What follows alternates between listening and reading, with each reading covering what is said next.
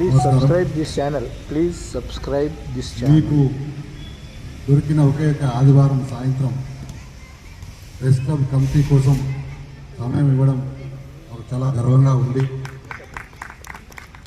ఎందుకంటే ఇక్కడ వచ్చిన వ్యక్తులంతా జర్నలిస్టుగా చాలా నిష్ణాతులైన వ్యక్తులు. మిమ్మల్ని చూసి మేము జరిగిన వాళ్ళ మీ వార్తలు చదివి మీ అక్షరాలు చదివి ఉత్తేజపడి మేము ఈ జర్నలిజం రంగంలోకి వచ్చిన వాళ్ళం. అందులో ప్రశాంత్ రెడ్డి సార్, ఏఎస్ఆర్ గారు, ముఖ్యంగా మా హిందూ క్రైమ్ శ్రీనివాస్ రెడ్డి గారు వార్తలు అంటే అప్పుడు అన్న వస్తుందంటే జిల్లాలలో ఎన్కౌంటర్స్ అయితే అందరూ మాతో కంటే ముందే వచ్చేవాడు.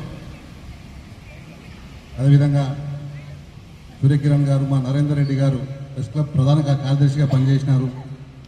ప్రెస్ క్లబ్ ఉన్నతిలో అతని శక్తి శ్రమ ఉన్నది. అదేవిధంగా సూర్యకిరణ్ గారు వయోధిక పాత్రికేయుల సంఘం బలపరిచిన ఫ్రెండ్స్ ప్యానల్ మనమంతా ఇక్కడ ఉన్నాం. లక్ష్మణరావు గారికి, దాసు కేశవరావు గారికి కృతజ్ఞత తెలుపుతూ ఉన్నాం.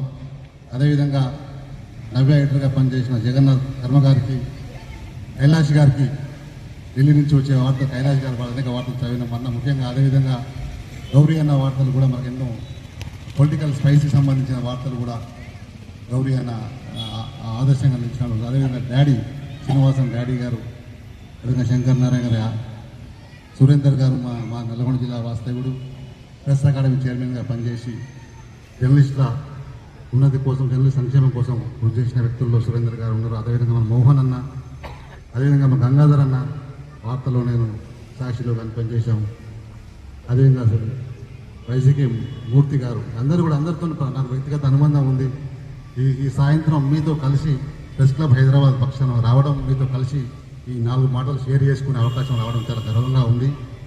ముఖ్యంగా ప్రెస్ క్లబ్ హైదరాబాద్ అనేది జర్నలిస్టుల ఐక్యత, జర్నలిస్టుల యూనిటీ, జర్నలిస్టుల ప్రైడ్ని కాపాడే దిశగా మేము మీ అందరి సలహాల సూచనలతో ప్రెస్ క్లబ్ హైదరాబాద్ దేశంలోనే ఒక మీరంతా గర్వించే క్లబ్గా తీర్చిదిద్దామని హామీ ఇస్తూ ఉన్నాను. దానికి ఇప్పుడు ఈసారి అందరూ కూడా వర్కింగ్ జర్నలిస్టులే ఉన్నారు, ప్రొఫెషనల్ జర్నలిస్టులే ఉన్నారు, వృత్తి నిబద్ధత ఉన్న జర్నలిస్టులు ఉన్నారు, జర్నలిజం పట్ల విలువలతో ఉన్న వాళ్ళే కమిటీలో ఉన్నారు. కాబట్టి అదొక మాకు అడ్వాంటేజ్గా ఉంది. ముఖ్యంగా ఈ గోపనపల్లి సొసైటీకి సంబంధించి కూడా ఏ విషయమైనా కూడా మీ ఒక్కొక్క ఫోన్ కాల్తో మేము మీ సేవలో ఉంటాం. ప్రభుత్వానికి, ఈ జర్నలిస్టు సొసైటీకి, ప్రెస్ క్లబ్ అనేది ఒకటి. మేమంతా మా ముగ్గురం కలిసి మీకు ఏ సమస్యలు అవుతున్నాయో మా చేతనైనంత సహాయం తప్పకుండా మీ సమన్వయంతో ఉంటూ ముందుకు వెళ్తాం. ఈరోజు మీ సాయంత్రం మాకు ఇచ్చినందుకు ఒకంత మేము